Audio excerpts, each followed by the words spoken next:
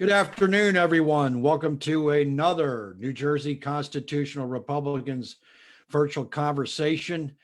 Today, it's my great pleasure to welcome Mr. Chuck Swanson, Pastor Chuck Swanson, who is the Executive Director for Options for Women in Cherry Hill. Chuck, it's great to have you here today. How are you?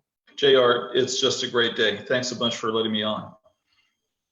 Well, it's great to have you, Chuck. And let's start the broadcast by letting our viewers know more about Chuck, more about yourself, and what it is that you're doing. So give us a little bit of a background on yourself, Chuck. Sure. I appreciate that. I'm the CEO of Options for Women. Options for Women is a pregnancy resource center in Cherry Hill, New Jersey. And we're now in our 36th year of ministry to women and families that have unexpected or unplanned pregnancies. I was the chairman of the board here for about 24 years, and just over a year or so ago, simultaneously, the company I was working for closed, and our executive director sadly passed away suddenly. And so I took over the reins of the ministry in, I guess it was February 2019, and have been leading the charge here in Cherry Hill since then. Very exciting times for us. Lots of things going on. Well, that's great, and we want to talk about them. And what brought you and I together was a meeting that you attended for the New Jersey Constitutional Republicans earlier in the year, and we were discussing the video presentation that we've put out called "Abortion v. Natural Rights." Right. And of course, it's been a thorough history of how abortion historically has become law in this nation. And then we've identified and we've examined Roe v. Wade. We've looked into eugenics. We've looked into Darwinism. We've looked into the evolutionary. We've looked at all the philosophical and ideological bases that have paved the way to create an environment for which a Supreme Court would allow the destruction of life of a child being developed in its mother's womb. And of course, Chuck, we know that God has his hand in the very moment of conception, that spark of light that occurs in penetrating the sperm and the egg. That is an act of God. And we know that, and we believe that. And of course, we want the Republican Party, as we were motivated, many of us, the abortion or the abolitionist aspect of the party were motivated to protest against and looked for the abolishment of slavery in the 1850s. So too today, the Republican Party should be doing all that we can to correct this injustice of Roe v. Wade and the taking of life. So talk to us about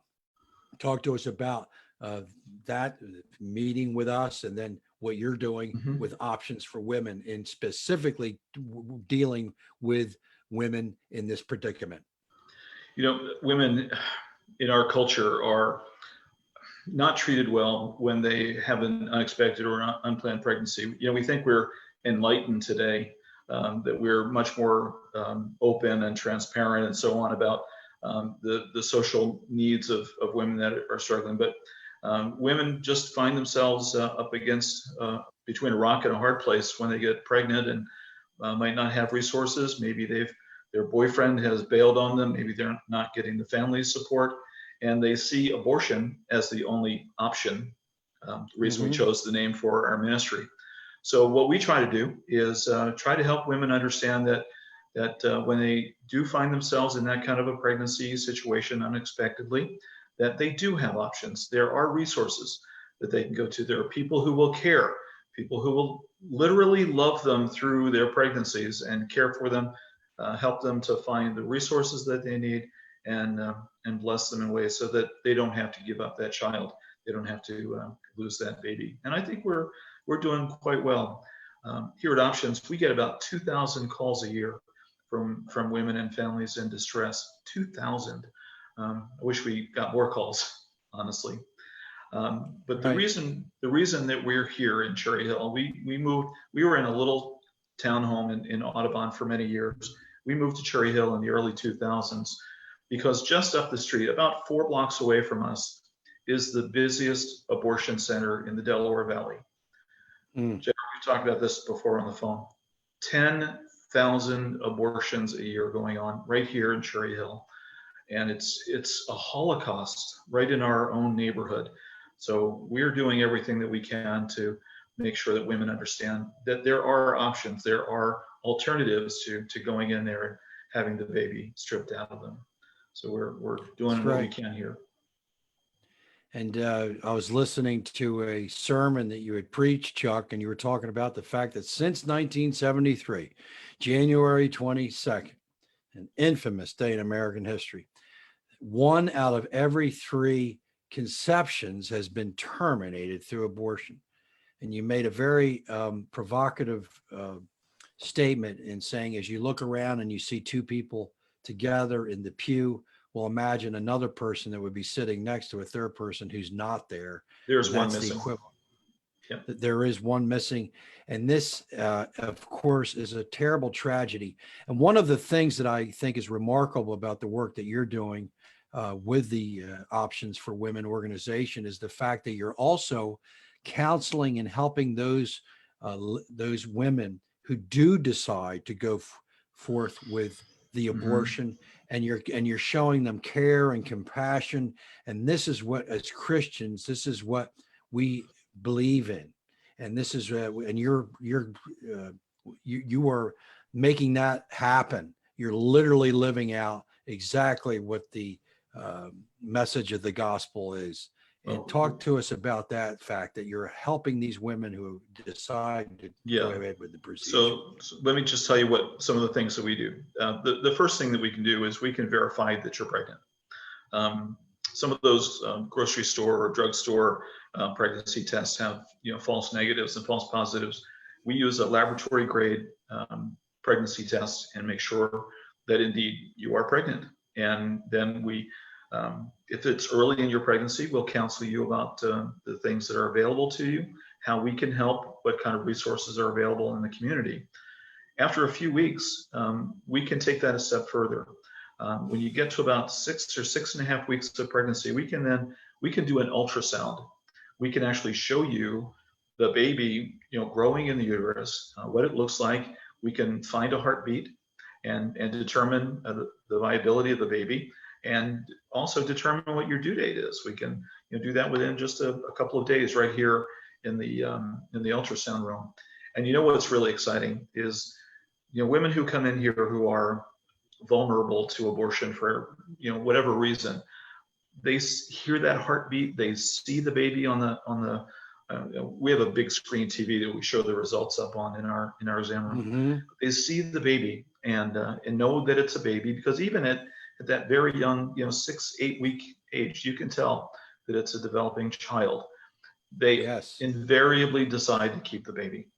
So we're really excited about that. Every client who comes in receives biblical, godly counseling about their lives. We're not judgmental about it, but we just try to help them to understand how God sees them and values them and their baby and their families. We also do a number of other things. We'll do STD testing and treatment, because that affects the lives of so many young people as well. And we also provide maternity clothing. We have a whole warehouse full of maternity clothing that we're ready to give out to women who need it, because so many come in, they're very poor and aren't expecting a pregnancy, and clothing is just one of those maybe not on the necessary list that they can't afford. So we help them with that. And then once the babies are born, we provide every newborn child with a huge collection of supplies, shampoos and lotions and hoodies and towels and blankets and clothing and diapers, and whatever that baby is going to need to get them a really good start. So we take care of them. Now, if a client comes in and they share with us that they've got a difficult family circumstance, maybe there's abuse, or maybe they're financially struggling, we have resources. We know where we can refer them to, or we can help them out directly to make sure that the choice that they make is for life. And we can help them out and make sure that they see that they have not only our love, but the love of God with them, and they can pursue a good life with the child that they need. It's extraordinary work, Chuck, that you're doing here with Options for Women. And I want to also at the end of the program give the information, but how can people find out the website? You have a phone number there and back you, but how can people get a hold of the organization? Sure, it's very easy to find. We have a website for those who would care to support us, and it's optionsnj.org. You can go there to find out more information about the specifics of what we do, our philosophy and mission. And there's also a place where you can click on a button where you can donate online financially, or we are always looking for diapers and wipes and so on. So those kinds of things you can do all through the website. We also have a client website, and it's optionscherryhill.org. And women and families who are in need can go there and make appointments with us to be seen and to be counseled. We're never more than just a couple of days out. You don't have to wait 6 weeks to see us. We'll make sure that we see you within just a couple of days. So those two websites are easy to use, and they're very friendly and have lots of good information on them. Now, Chuck, you're also the pastor of the Trinity Community Church of Sea Isle City, correct? Yes, that's right. That's my fun. Every summer, Trinity Community Church in Sea Isle is open. It's only open for the summer. There are very few people in Sea Isle during the rest of the year. So for 11 weeks, we open the church, and it's right just a block from the beach. Can you imagine? I get paid to preach at a church that's a block from the beach. And it's just a tremendous blessing. We meet so many nice people, and these are the people of God who really want to worship, even though they're on vacation.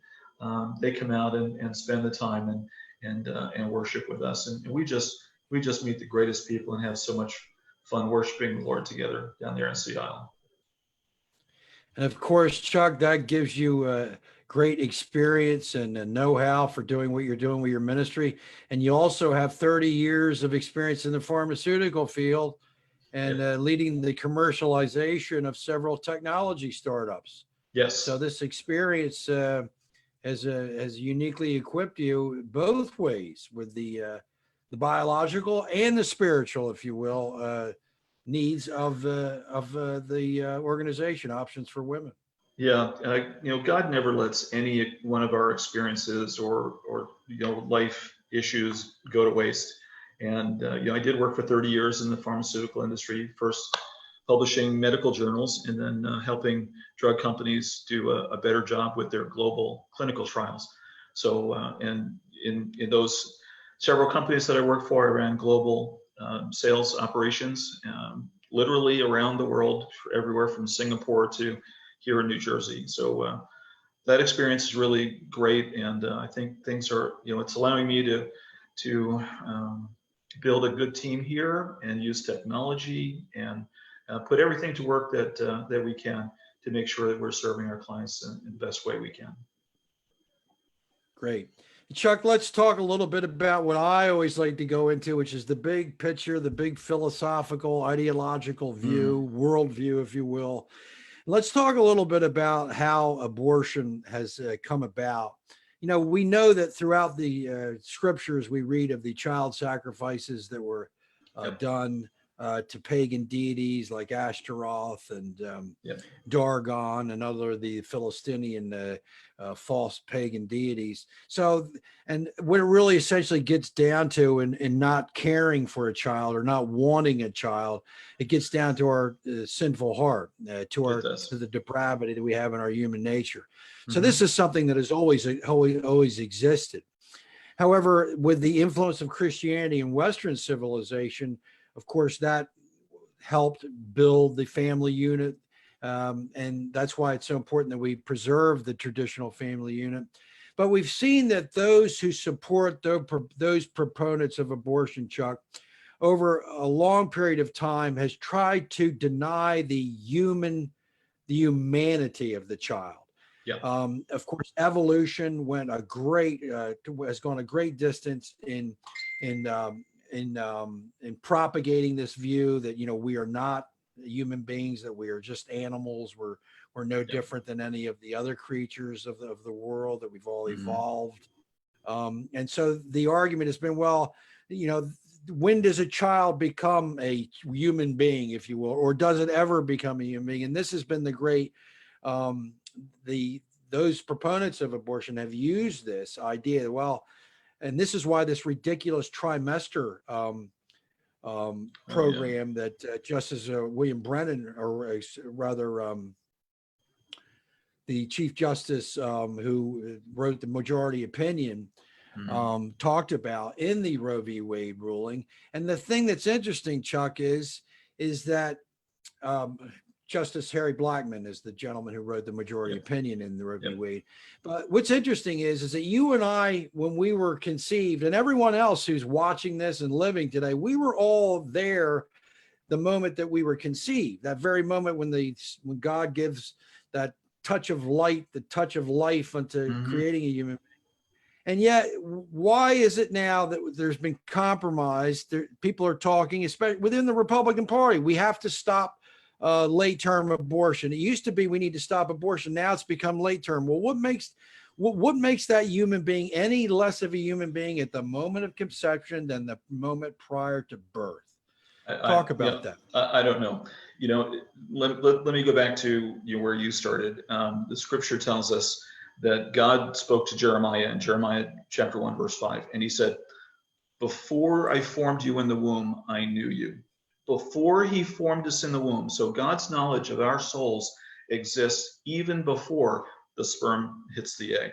So yes, as pro-lifers, we believe that life begins at conception, and we are for life all the way through to natural death. So that's our position.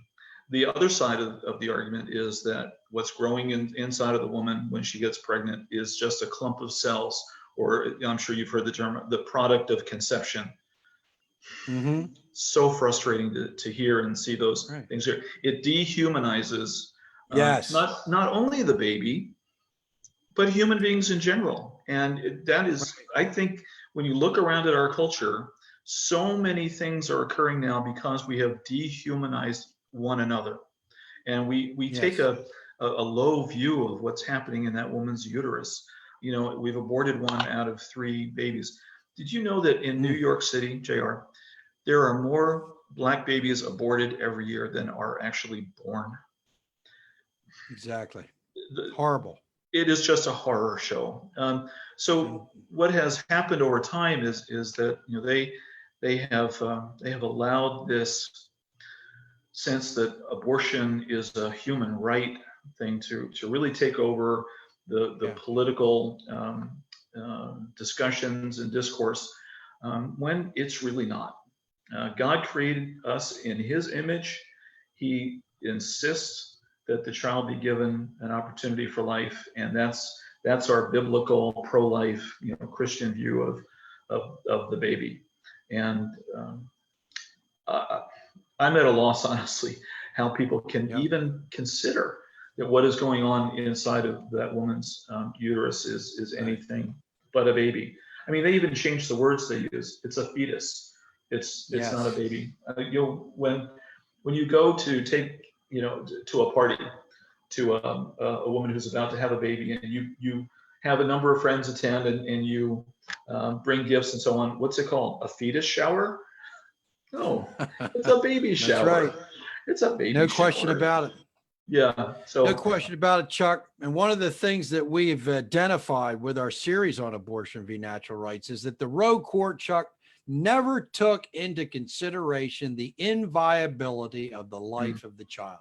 It was only, and this is what Harry Blackmun said, and we posted this in our video.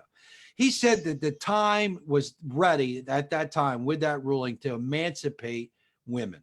And can you believe that he would use the word emancipation of women to give them the contrived right, the implicit right of privacy, allowing an abortion, which was a total twisting and turning of the law. And we talked about the fact that they never did consider the procedure that would be involved, the destruction of life that would occur as a result of the procedure.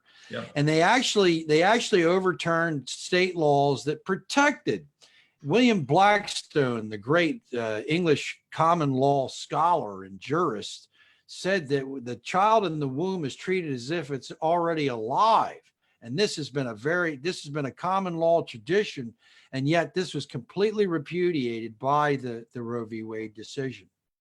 And this is just one example of many of the injustices of the Roe v. Wade the ruling that most people aren't aware of. Yeah. When you look at an ultrasound, and I've been blessed. I have 4 children, and my 5th grandchild is about this close to being born. I look at ultrasounds of babies. I've been privileged to hear the heartbeats of almost every client that comes in, because my office is down the hall from our ultrasound machine. I hear the heartbeat, and I've gotten permission to go in and be with a couple of our clients during their ultrasounds. And even at 4 and 5 and 6 weeks, when you hear the heartbeat, you see the baby forming. It's a baby. Let's not confuse anything whatsoever. That's right. There's nothing that happens between the conception other than growth and development. It's a baby from the moment it's conceived till the moment it comes out of the birth canal. Nothing changes. It doesn't miraculously become a baby at 9 months, when it's born. Yep. So let's just not go there. It's just so frustrating to hear those arguments on that side. And of course, the Roe v. Wade, by not looking at the inviolability of the child, deprives that child of constitutional rights. Sure. Until it's born. And we know that the Democrats want to legalize infanticide. In New York and in Virginia. And the last video, we're actually going to do another video. We've actually begun. The last video we did was a legal challenge to Roe v. Wade. And what we did, Chuck, was we showed that at one time in this country, Black Americans were not given legal rights. Right. And they had to be we had to abolish slavery for that. And then the 13th, 14th, 15th Amendments gave them those rights. We know that there was a time in this country where Native Americans were not given rights, yet they were recognized in 1876 in a federal court decision. Yeah. And we know that there are times. Which political parties supported each one of those overwhelmingly? Not the one you think of. No, the Republican Party. Exactly. Yeah. And then also, Chuck, with the Lochner v. New York, worker rights were denied, and then they were overturned later on. And then we see child labor. Child laborers were not given rights, and yet they were overturned. So here's the precedent, and this is what the courts look at with historical and constitutional precedent. There were time in our history, in our constitutional history, where these entities were not given constitutional rights. Now there's one last entity that needs to be recognized as having constitutional rights and being given the right of due process, and that is the unborn developing in their mother's wombs. And that's why we are asking, we want Roe v. Wade to be overturned. The Supreme Court needs to recognize the inviolability of a child from conception, not this idea of trimesters, but from conception, and then give it back to the states. The decision should be given back to the states, what they want to do with these extraneous and extraordinary circumstances and conditions that may come into play, and let the states decide that. But the Supreme Court should rule for the viability of the child from the moment of conception. Agreed. I think the science is clear on that. We've seen viability change from, it used to be at 30 weeks, then at 25 weeks. Now we're down to 20 weeks, even into the teens now, where babies are born and are kept alive very well and become, regular human beings as a result. I see that trend continuing, and nothing's going to stop that. The science is what the science is. But we also know, what's going on there because of what we believe that, God has instructed us about in Scripture. So we've got both the science and the Bible on our side. You can't beat that combination, can you? That's right, Chuck. And the other thing too that we want to explore, and we're going to do this in the last interview, Chuck, is the influence of Marxism and feminism, the free love movements really that started to begin to blossom in the 60s. There was a man by the name of Georg Lukács in the Bela Kun government just after World War I in Hungary, Marxist, and he began to teach sex education in the schools. These were ideas that were completely foreign to the Christian heritage that existed in Europe at that time. And he was and what was being taught is that anybody could have sex with anybody they want when they want. A total breakdown and disrespect for the structure that God has given us with the union of a man and woman and their children.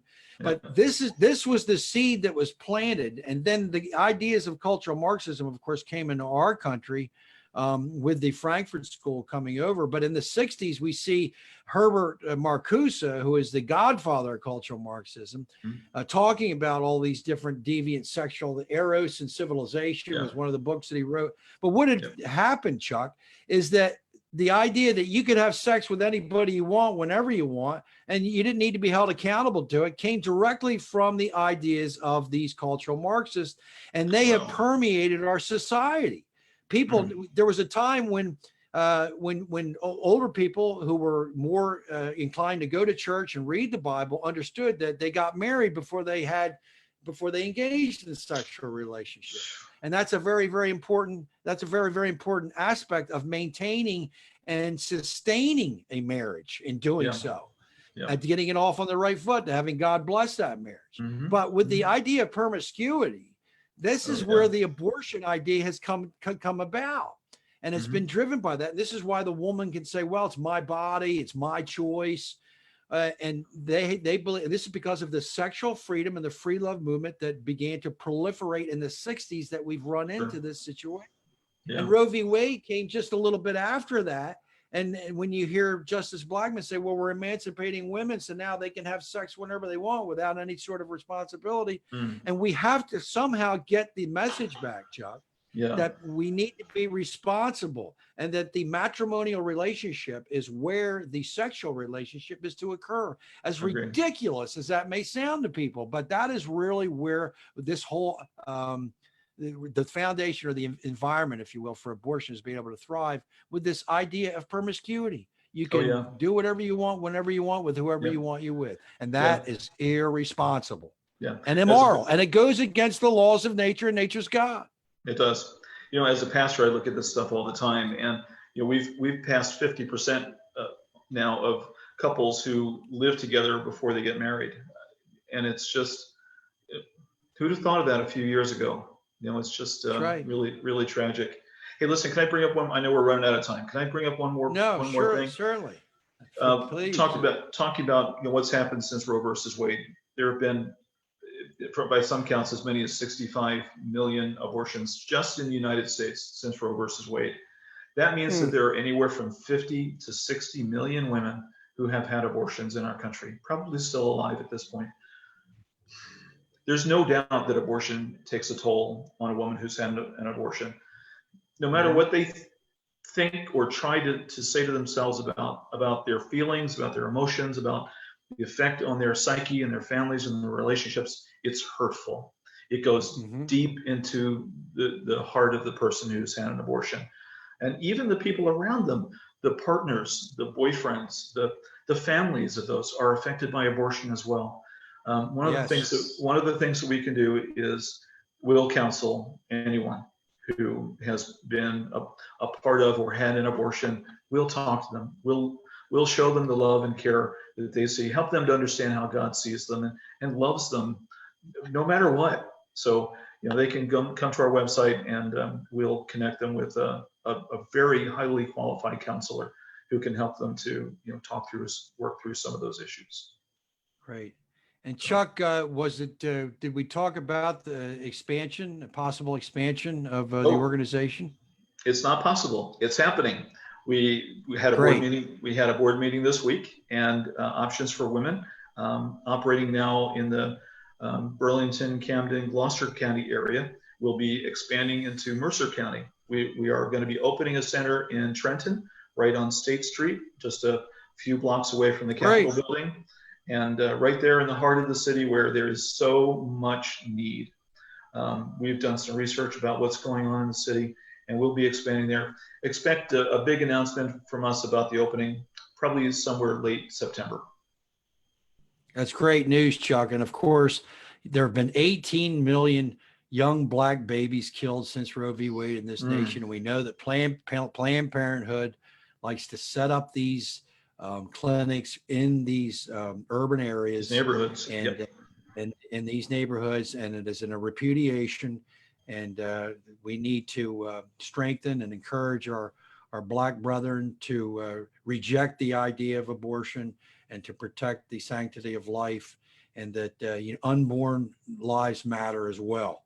Amen. And that's why we're here today. Chuck, this has just been as an introductory episode. We want to have you back every few weeks or so to talk about this issue and how we can help your organization, for those who want to get in contact with you. And I'll be sharing this video, and I'll provide the website information to where you can reach out to this very, very important ministry.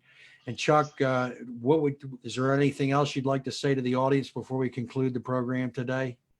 No, I just really appreciate your time, JR. You are doing so many good things for the state of New Jersey, and I really appreciate your time. Thanks to all your folks that are watching, and we would love to talk to you. There's a number there on the wall behind me, or you can go to our website, Options New Jersey, to find other ways to contact me, and we would love to talk. Thanks. Well, that's great, Chuck. And you can be assured that the New Jersey Constitutional Republicans are going to be supporting options for women and everything that you're doing, Chuck. And we'll be working together. And we'll conclude the program with our great saying that came from Lincoln, and that is liberty and justice for all. For all. Thank you, Chuck. Lord bless you. Thanks a bunch. Thanks, everybody. Take care. We'll see you soon. Thank you. All right. Thanks.